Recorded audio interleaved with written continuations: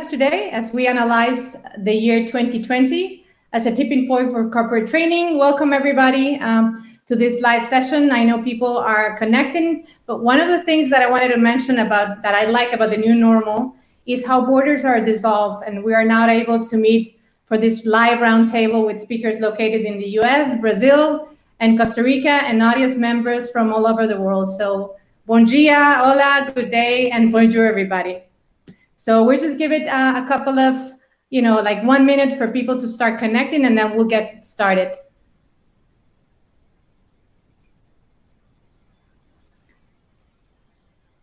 Okay, so people are joining now, so let's get started. Allow me to introduce myself. My name is Priscilla, and I am the country manager for the United States at GameLearn. And the next 45 minutes, we will learn how companies at the forefront of innovation, such as HP, Ericsson, and the National Labor Relations Board, use game-based learning to increase employee engagement, motivation, and applicability of content. At the end, we will have a Q&A session to try to answer any questions that you may have. So for those of you who don't know GameLearn, we provide corporate training through our own award-winning game-based methodology, which uses simulators, storytelling, and gamification all rolled into one to provide the best possible learning experience. Our mission is very simple. We exist to help people improve in both their personal and professional lives. I would like to welcome our panelists, Ana Cristina Caldeira, Learning and Development Manager at Ericsson, Marcela Morales, Training Manager at HP, and Dr. Teresa Horn, Senior Program Manager for Leadership and Career Development at the National Labor Relations Board in the United States. So let's get started. I would like for the speakers to introduce themselves first and give us a little background about your company and your role in regards to training and development. And let's start, if you agree, with Ana Cristina, then we'll go to Marcela, followed by Teresa. So Ana Cristina. Hello, everyone. First of all, thank you, Priscilla, for inviting me. It's always a pleasure work with GameLearn. You're all great people. I have worked with great people during this past 5 years in Ericsson. My name is Ana Cristina Caldeira. I am from Brazil. I work in Ericsson for 5 years. And I'm actually I'm learning consultant for a specific area of Ericsson. It's called networks. We work with after a product itself. My area is activated. Let's say this way. I have customer project management.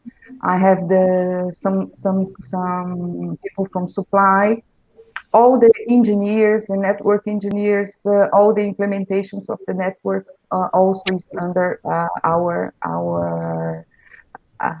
team. I work with 3 more people for Europe and Latin America. So we have a very large geographical area. We have people from Russia, North and South Europe, America, Caribbean, Latin America, Mexico, South America, and Caribbean, all Latin America. So it's a huge area, and we support this consultants service to the managers. Basically, we have some strategical focus areas where we give support, and we work in the beginning of the year to create a plan that fits all, and this plan is approved by the VPs, and after that we implement this plan through the year. Of sometimes the plan lasts 2 years. Okay, Ericsson is a global company, as you know. We support Telefonica companies to implement networks. Okay, looks like my educational background. Breaking up. No, you were breaking up a little bit. Just wanted to let you know, but I think you're back. Go ahead. Okay. Yes, my background is in education. I work in some companies before, like Santander Bank and Biotronic, a German company, and a big educational company here in Brazil also. So I have a lot of experience in learning and development. So Wonderful. it's a pleasure to be here. Thank you so much, Hannah. Thank you so much for that. Now we go to Marcela. Hi, everybody. And so nice to be here with all of you and just to have this conversation and share a little bit about the experience HP has had with GameLearn. To talk a little bit about myself, I have been with HP for 5 years. I started as a trainer for a language, and now I am in a global role for the customer care center roles. So I am part of a larger training team, and we are devoted to different areas. So, for example, in my case, I am working with the technical type of trainings, let's say new products or new tools, new processes, things that are coming to ensure that our agents can provide our customers with the best experience possible. But at the same time, since we are working with since we are trainers, and it's a really great group of trainers with a lot of experience from all over the world, we also want to ensure that our leaders can get the best out of that experience as well. So we have been working with different initiatives for leadership training specifically, and this is where GameLearn comes in the picture. So this is something that we have been very excited to roll out and to manage. So yeah, that's basically a little bit about my background and also how HP and GameLearn have been working together. Thank you so much, Marcela, for that. Now we go to Dr. Teresa Horn. Good morning.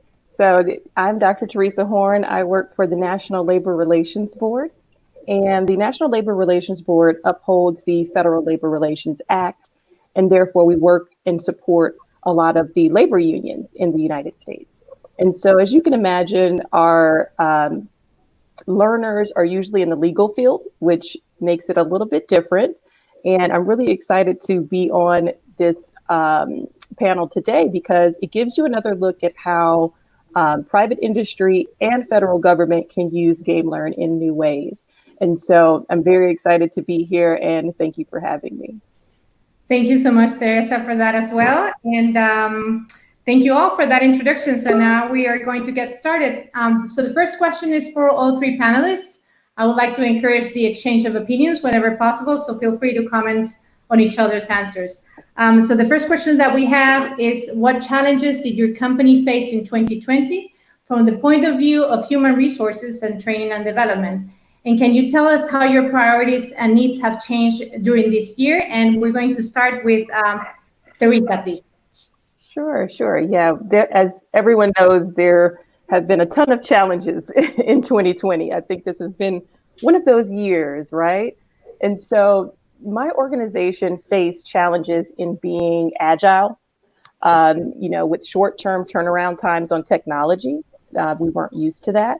And so we had a large portion of our workforce that are forward-facing with customer interactions. And so we're hosting elections and meeting for hearings, and those are usually done face-to-face. So reimagining that in a highly technical and regulated legal space was challenging. And so from the perspective of training, we had to find new ways to engage online, as well as, combat fatigue that sets in when all work is done remotely. Every conference is online, every meeting is online. And so it gets draining for learners, and we lose our return on investment that, we once had. So it created this priority to shift towards evaluating learner efficacy. Are we reaching the learners in ways that change their performance or their behavior or their mindset? And so that was a huge challenge for us in 2020 to sort of relook at it that way. Yeah, and I think it's the same thing for HP. It was of course, we are a technological industry, right? So we are ready. We were ready at some point, but at some other points, it became a challenge because for example, for leadership training specifically, we have this culture. Let's say let's have face-to-face trainings. Let's take advantage of everybody's experience, etc. So now with COVID, that had to stop, and still is we had to change the strategy. But at the same time, that brought a lot of new opportunities, because okay, we have to see things in a different way now, things that maybe we were considering doing in the future, but now the future is now.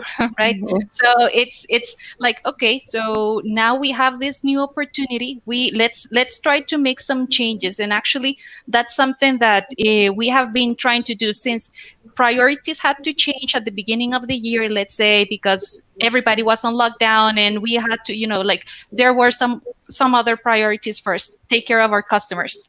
So first we had to do that, and then stabilize the business, and then okay, so let's continue, let's see what is the future, what we need to do to ensure that we stay competitive, and also our leaders can also provide the type of service that we require from them to, let's say, our agents or everybody, to all their stakeholders, right? So it has been challenging, but at the same time, it has been good, because it has pushed all the change that we thought it was going to happen in 2-3 years. It's happening now.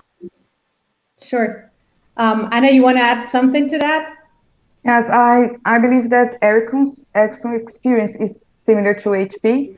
We, as I told before, we are our region, the region where I work, is a cross-national region, so we are used a lot to work online. But as Marcela told us, things that should be happening in maybe 2 years, they start to happen now. So all the technical trainings are basically were done online, but the soft skill trainings and leadership trainings, sometimes providers or even internal instructors, they are very resistant to start things online, because they just talk that interaction is not possible, it's not the same thing, and etc. So after 2 or 3 months, we decided to say, it's sorry for the distraction, but it's now or never. We need to keep training people. Leadership trainings must go on despite what's happening, because we don't know when we are going to finish. So I believe that sales area was extremely challenging, not just for trainings, but interaction also. And after 3 months, the results were very positive. Our head told us things that we don't imagine that we can do it online. We are doing meetings with clients online, and this is good. Now we must cut lots of travel money, because we now know that's possible to be done online. So we were challenged to do things differently. So I believe it was very important. Sure.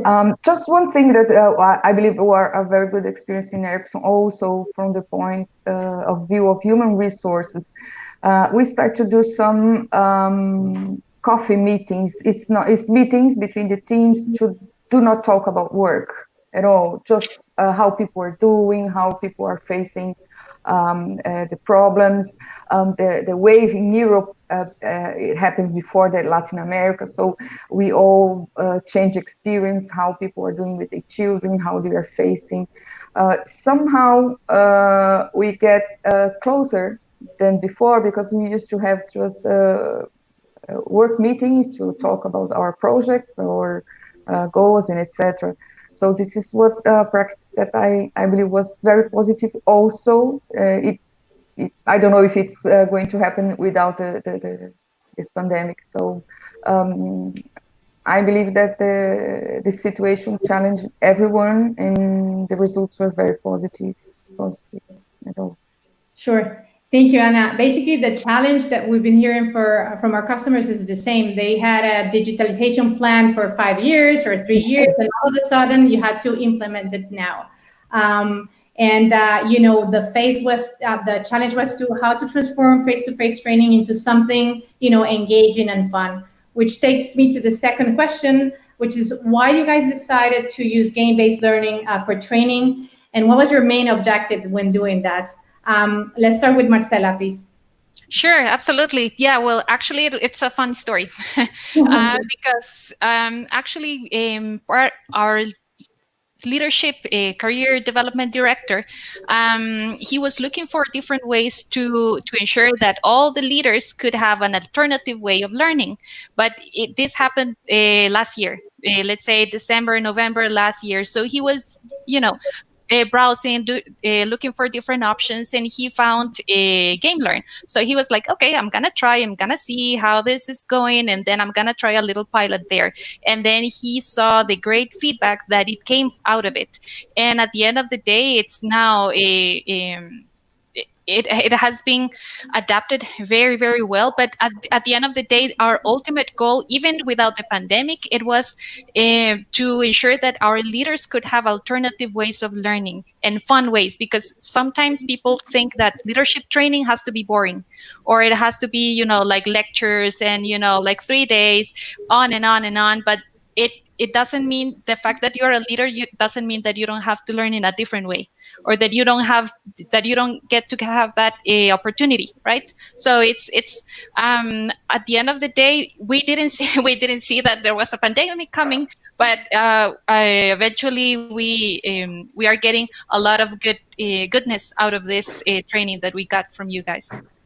That's awesome, Marcela. Thank you so much. Do you guys want to comment, either Teresa or Ana? Yeah, I definitely, it resonated with me, Marcela, that, in our situation as well, we had a leadership development program, and we were trying to figure out where GameLearn could fit, into what we were doing. And so, ironically, we have this very innovative and high-speed team that had already, tried to build something similar to this on our own. And so, game-based learning has always been an interest of mine, but was lower on the totem pole since we had, truly engaging interactive lessons in person, right? And so we knew that would work, and, it gave us the return on investment that we were looking for. And so now with this, digital shift, we started thinking innovatively for new ways to increase the engagement and the effectiveness of online training. And so my team had to create, in the past, some scenario-based videos that incorporated decision-making and leaderboards for a cultural program that we were putting on. And that was well received. So we knew that there was some interest there, but the time it took for us to design it, create it, market this type of training model, it wasn't conducive to our resources. We simply didn't have the time or the people to create these lessons from scratch, no matter, how useful they were to the program. So GameLearn really opened a new door for us and allowed us to, target our leadership development program in a new way that we wouldn't have to use our resources to build it from scratch. We had the help and the foundation to keep this going through a pilot program. So we're really thankful for that. Thank you, Teresa. Great insights. Ana, you want to add something to this topic of, why did you choose game-based learning specifically? The main reason is a kind of training that's much more engaging than the traditional training. So we see much more benefits to use some a game-based learning, because you can involve people in this in the topic you want to develop. So we started back in 2015 because we need to develop the CPMs, the customer project management, and negotiation skills. This background, usually the people from my background, from my area, they have a technical background, and we need to develop them in negotiation skills. And we decided it was a large group. We decided that we are going to do much more interactive in stimulating than just online course about negotiation. And the first results were great. They love it. They thought that the training was really good for them, and etc. We can speak a little bit more later, but that's why we actually we need to keep the employee interested in training and have a experience that he enjoy a lot, and not just, oh my God, I have to do this training, I have so many work to do, and now I have to go to the training room and etc. So and we were right, was a good, very good experience. Wonderful. Yeah, we definitely learn as children playing, is the best way to learn. So, when we're adults, it's the same thing. So nothing changed. I mean, for those of you who are not familiar with game-based learning, and the difference between e-learning is that we use simulators, storytelling, and gamification all rolled into one to create a very engaging experience. So, because some of you might not be familiar with the difference. And now let's talk about the initial project that you guys had with that. How was the project launched? How many people trained with GameLearn? And how did you guarantee success within your companies? And we can start now with Teresa, if that's okay. Sure. Yeah, our leadership development program was a pilot of about 40 leaders in the organization, and these were people who were open to learning in new ways. So we really targeted leaders of different tenures and age groups. Because we wanted to ensure that we weren't catering to millennials or to boomers, right? We wanted to really involve all of our employees. And so we could potentially have, more engagement from millennial groups than we would from people who had been at the agency for a long period of time and were more skeptical about this type of thing. So we wanted them to be involved as well. We wanted the skeptical voices. And so with our entire workforce, from millennial to boomer, to give us feedback on, what it was like to engage in gamification, whether the courses allowed them to, learn the skills and behaviors that could be mimicked in the work environment. And so thankfully, GameLearn, the representatives there are so knowledgeable about the barriers that can happen. And so, I was briefed really early on about those barriers. And also the marketing efforts really helped to, really get people engaged and excited about, GameLearn and the platform. And so those marketing efforts really helped tremendously in providing the insight, before we got to the barriers, before we had to really pull people to be interested. And so, they helped from getting the executive approval all the way to increasing learner engagement. And so I really think that a lot of that success of the program really falls along with GameLearn's representation of its platform. And so overall, I think it was really a great move for our leadership development program. Great. Ana or Marcela? Ana, maybe you want to go first? Okay. As I told you, we started with the CPMs for Latin America, and they have lots of gaps in soft skills because they are basically technical engineers, people that spend sometimes the day on the field fixing equipments and etc. So since one the first sign of this is a great experience. I believe that in 5 years we trained more than 600 people in these games, because even the managers talk to each other, saying that's a good way to work with us, our employees. And after we started with Mission, that the software that developed the negotiation skills, and also we go through the Pacific to train leadership skills. And this was a great experience. One thing that was made in the two first years, and then we changed the way we managed things, but something that we did a lot was put the people that finished a training together in a specific meeting room and start discussing the training results. For example, what do you think about it? What's difficult? What's great for you? What's not?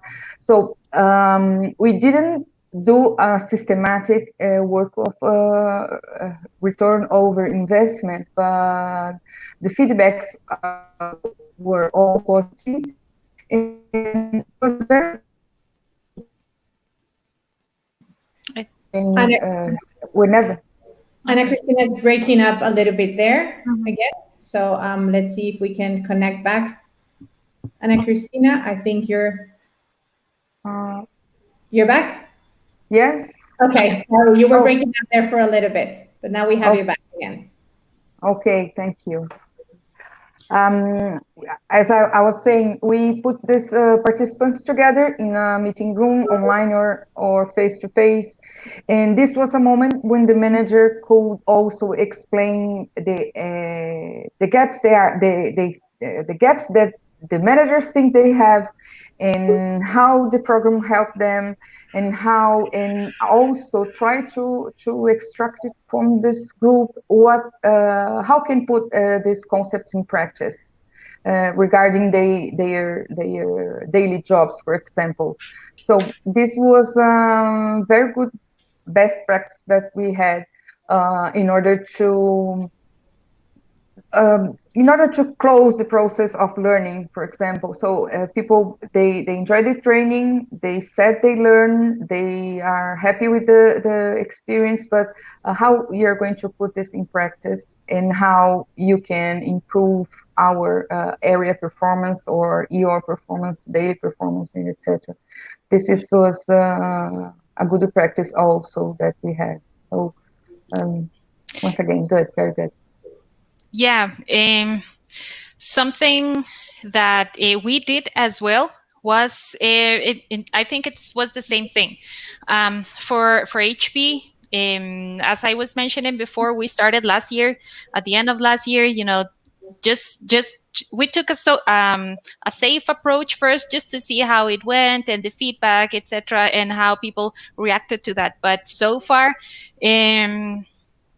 at this point, we have trained 252 people, imagine, in 1 year. So it's good using Pacific. And so, of course, with that type of trainings, it comes the challenge of, okay, so how do we make sure that they are implementing what they are learning, right? Because it's difficult. Okay, you can go through a training and then that's it. I mean, it ends there. But so what we did is we structured like a 70, 20, 10% approach. So the 10% was specific. Okay, so this is where you're going to learn. We're going to give you all the tools to learn, to go, interact, and make mistakes in the game, so you can go and take all the knowledge that you require. With the other 10%, the other 20%, we are going to have meetings. So, for example, while for the 8 weeks that the training was live, we had meetings. We had check-in conversations with all of them. Like, hey, what are you learning? What are you implementing? What are some of the challenges? Like to have that conversation, because you learn when you talk to other people as well. Right? Sometimes you have a notion of something, but then you talk to somebody else and then say, like, okay, maybe I was right, or maybe I need to change some things. And then the other 70%, it's of course, okay, so demonstrate it. Okay, go to your teams and apply what you learned. So we did that, and we track that through several ways. Like, for example, we have an annual survey. So and managers are usually evaluated on different things, and also managers can give visibility of how much time they are being given to develop their own skills. So there has been a great improvement there. From last year to this year, we got a great improvement there. So we have seen that. We are seeing but we need to ensure that we are closing the gap as well there. Like, okay, you're learning, let us know how you are doing it. So and so far, it's been good. Great, Marcela. Thank you so much. Yeah, we're very keen on measuring results, because that's the only way to know if you're, having impact in any of your training programs. So that's very important for us as well. I want to encourage the people from the audience to ask any questions.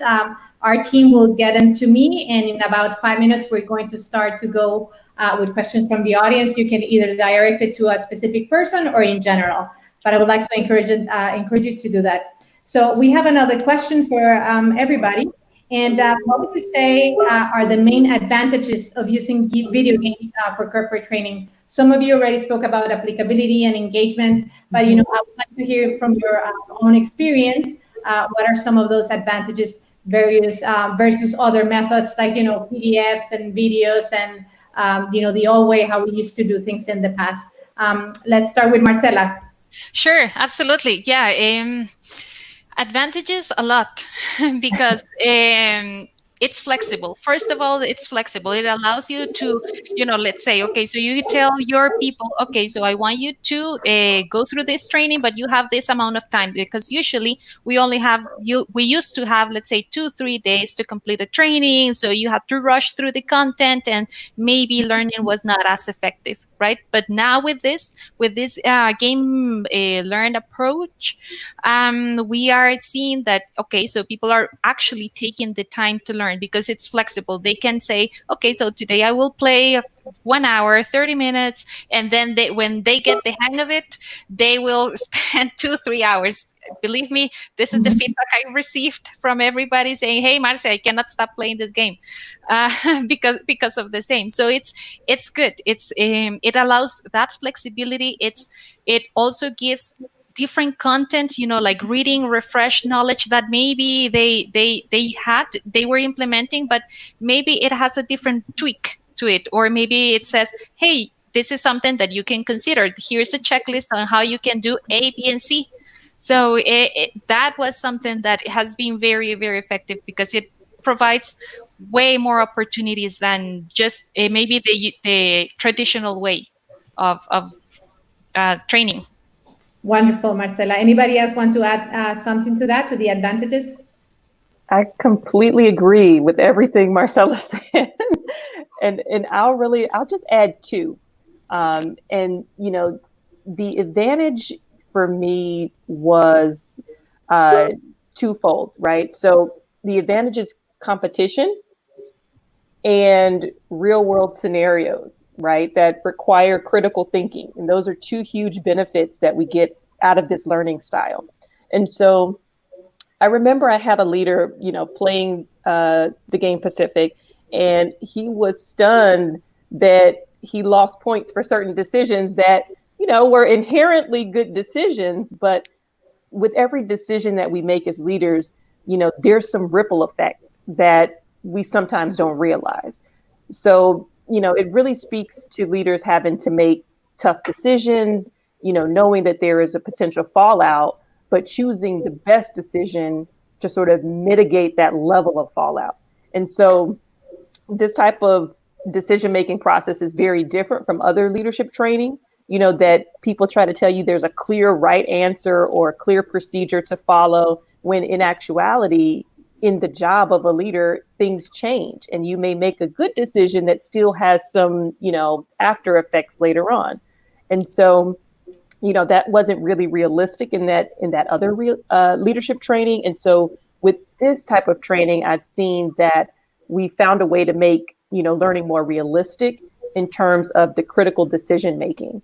And then, the competition piece was also huge for us because, with us being across the nation, we don't get to be together. We don't get to meet people and talk to them on the daily basis.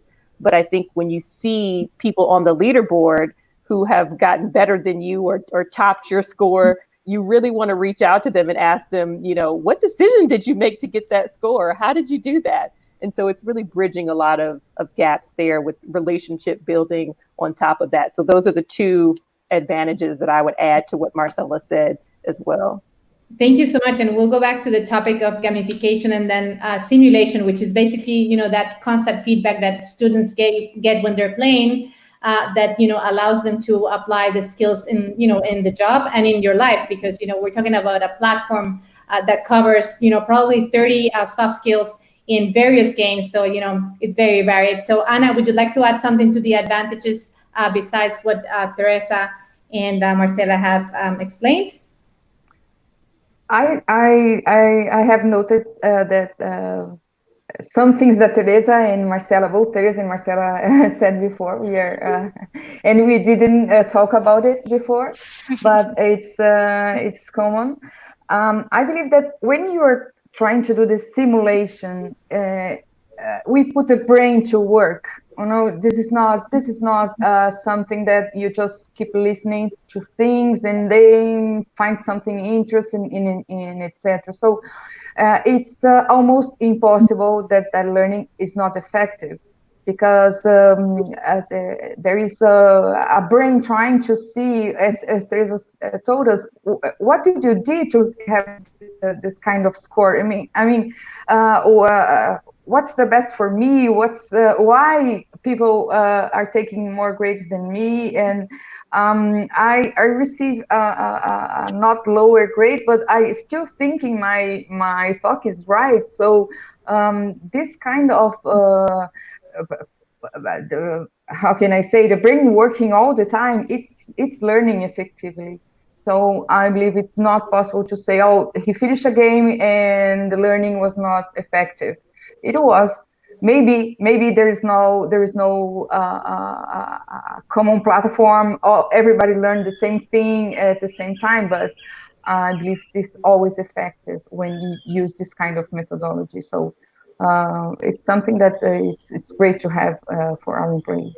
Thank you, Ana. Yeah, I think it mimics, real life situations when you're learning, because you're really practicing what you're learning. Exactly. So that's a great thing about simulation, and it's just not just a game, but a simulated situations where you have to make decisions. And for you to make the decisions, you really have to learn the material. Otherwise, you won't be able to. And then you were talking about gamification, with it's people seeing on the ladder board where they're at. It's really engaging when we have themes of people-friendly competition towards a common goal. So right now it's 6:37 Spain time, because I know we are all from all over the world, so very different time zones. But we are going to go now to some questions from the audience. So there's a question here specifically for Teresa, because you mentioned this. How did you handle the generation gap concerns for using game-based learning at your organization? That's a great question. I think that, when we looked at it, we really tried to find a pilot group that encompassed everyone, right? And so a part of that is really looking at and sort of cherry picking, the right people. So you want people that are really interested in gaming, right? And then you also want from different tenures. So if you look at it from employees that have been at your organization for 3 years or less, and then you want those who are intermediate that have been there, for about 6 years or less, and then you take those who have been there, closer to 10 years, and those are the ones who may be a little bit more difficult in sort of changing their mind, right? Because they've been there a long time, they know how things work, and you're changing their comfort level. And so I think really looking at it from a couple of different aspects, whether that's age, whether that's their subgroup status, whether they're a millennial, a boomer, and taking how those groups sort of learn and applying that to your pilot first, and then seeing the feedback from each of those groups will let you know sort of which groups are more ready for that type of change, and which ones will need additional support to sort of understand it, use it, and really find value in it. Thank you. That's a great answer. I mean, we actually believe that 80% of digital transformation is about people, and only maybe 20% is technological. And this is a great way to get people started into that transformation, and it will cover all ages, because we have a great story from a customer. He's 60 years old, and he told us it was the best training he've ever had, because it's very fun. So we love to see everybody playing, from the youngsters to the older generation.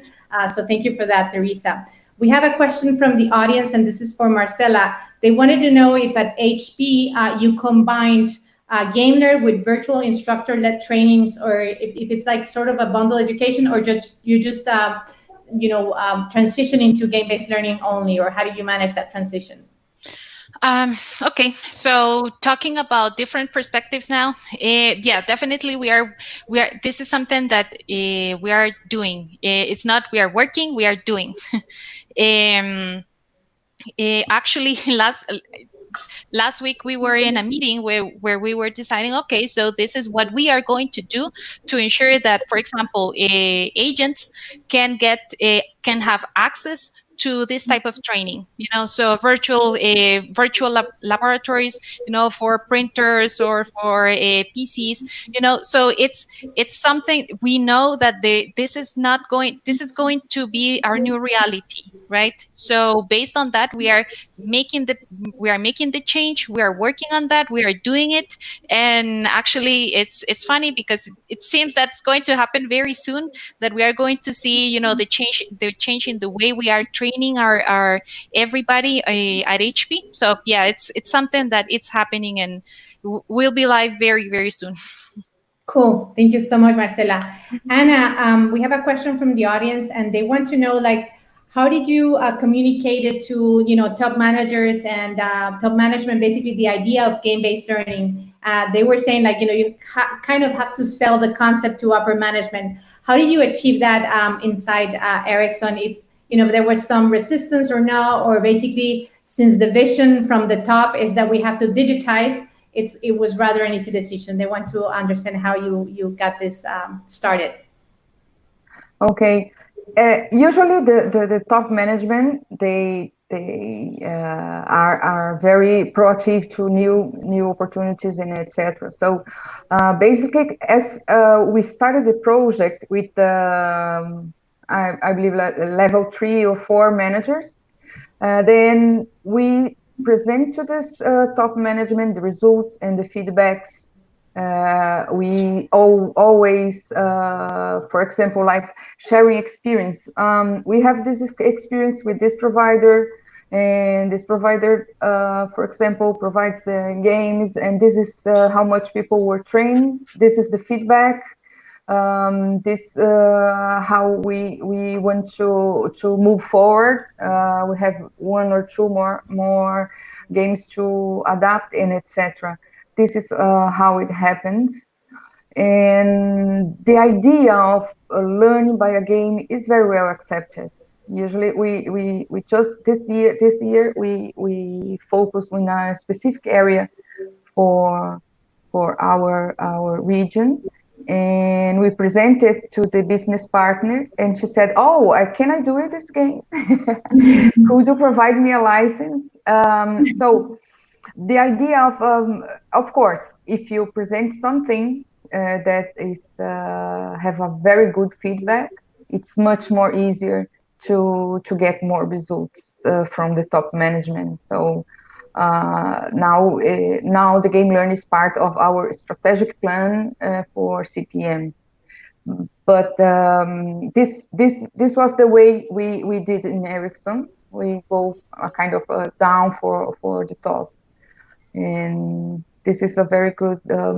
And I believe that something that's very important for people that doesn't know, it's reinforce that we do not abandon the theoretical concepts.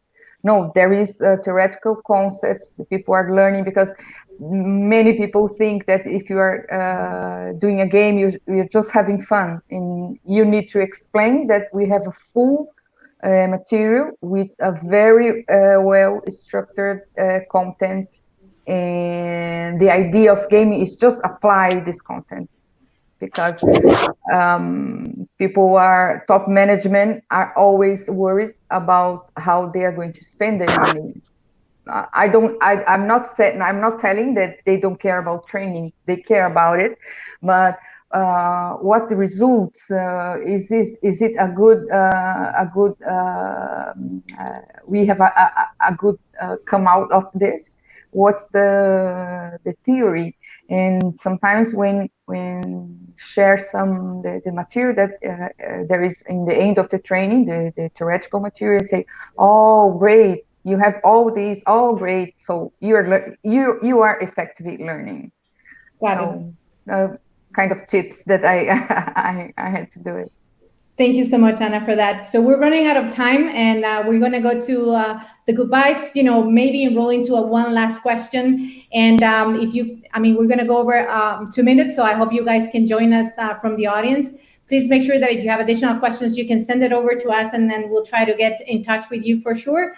We'll get in touch with you for sure. Last question for everybody, so we can share here. What would you recommend game-based learning to everybody that is looking at this video right now? And then, they'll probably look at the video later in our YouTube channel as well. So we want to make sure that everybody understands what would you recommend this for an organization that is looking to digitize and to transform. Marcela?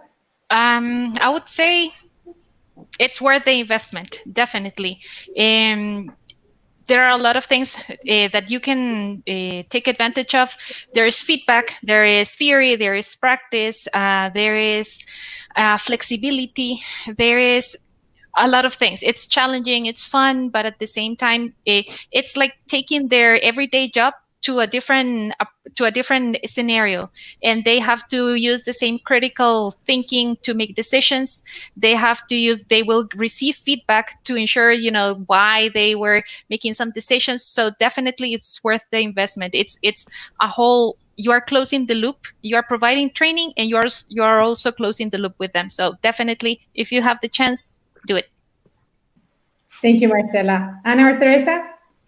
Yeah, I definitely would recommend game-based learning for organizations that have, a distributed workforce and an organizational culture that supports innovation and critical thinking, right? And so there are only positive outcomes, associated with diversifying your learning and development catalog, because learners engage in different ways. They learn in different ways along a spectrum. And so offering them different tools to learn will only increase engagement, will only enhance development, and also enhance the culture of your organization. Thank you, Teresa. And finally, Anna?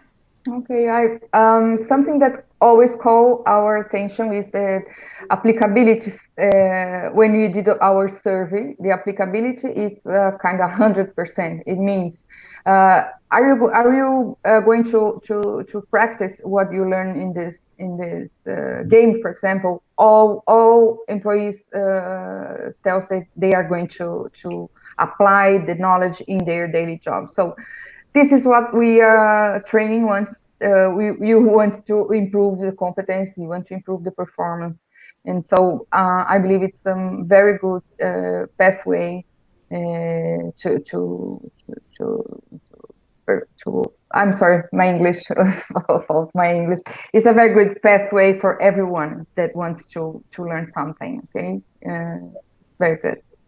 Thank you, Anna. So that was great. I mean, time flies so fast when you're having fun. I mean, I feel like we've been together for 5 minutes, but it's already been 48 minutes. I want to thank Marcela. I want to thank Anna, and I want to thank Dr. Teresa Horn as well for joining us, but most of all, the audience for being with us today. This video will be broadcasted again, not live, but you will have it if you want to see it later. If you have any questions, do not hesitate to write to us. But I really, really want to thank you for your time. It has been a pleasure to share this afternoon in Madrid, morning in Costa Rica, and sort of lunchtime in New York. Thank you so much, everybody, for everything. It was a pleasure. Thank you. Thank you, guys. Bye. Bye.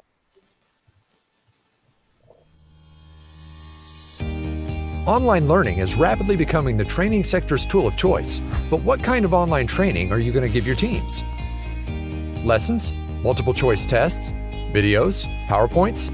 The newest of these technologies is over 30 years old. For training to work, it should be attractive to users today, those interested in fun, new, interactive approaches to learning. Be engaging enough for students to actually finish the course. Traditional e-learning methods have around a 25% completion rate. That means that for every dollar you spend on training, 75 cents goes straight to the trash. And most importantly, it must teach. Staff should learn by doing, with practical exercises and continued feedback. That's why in-person courses have always used real-life cases, simulations, role-playing exercises, and group dynamics. How does your online training measure up? There's a new technology that lets you do all of this and more. Training video games, a fun, interactive format that uses gamification to engage players through storytelling, competitions, challenges. And because of its simulations, players can put what they've learned into practice, all while receiving personalized feedback. Welcome to the platform. The GameLearn platform has 3 basic components: the campus, the LMS, and the editor. With the campus, your teams will have access to the most complete catalog of training video games on the market. You can create your own specialized learning pathways, organize specific classes, or give your students open access to the whole catalog. With the LMS, you can manage the training, monitor your students, analyze the results, and check your return on investment. The editor is GameLearn's authoring tool. Create your own video games in just a matter of hours. No coding knowledge necessary. Create your games on the editor. Manage your staff with our LMS. With the campus, give your teams access to both your own games and all of the games in the GameLearn catalog. If you like, you can even integrate it with your own LMS. We are GameLearn. Tapping into more than 15 years of experience, we've created the most awarded game-based learning platform on the market. We have more than 5,000 corporate clients from all over the world, and they're consistently getting incredible results. 93% of students recommend our courses. 97% of students say they can apply what they learned directly to their job. 99% say their skills have improved after training with us. According to a Harvard study, the average Net Promoter Score for online training is -25. At GameLearn, it's over 45. There's no need to install any software. With just an internet connection, students can access games on any device in the language of their choosing. GameLearn is a subscription-based platform. Sign up for as many seats as you need. Each student will have access to all the games on the platform, everything from the GameLearn catalog, as well as any games you create with the editor. It's just that easy. Thousands of companies across the world are already learning with GameLearn, and we hope you will too. Thanks for watching, and see you soon.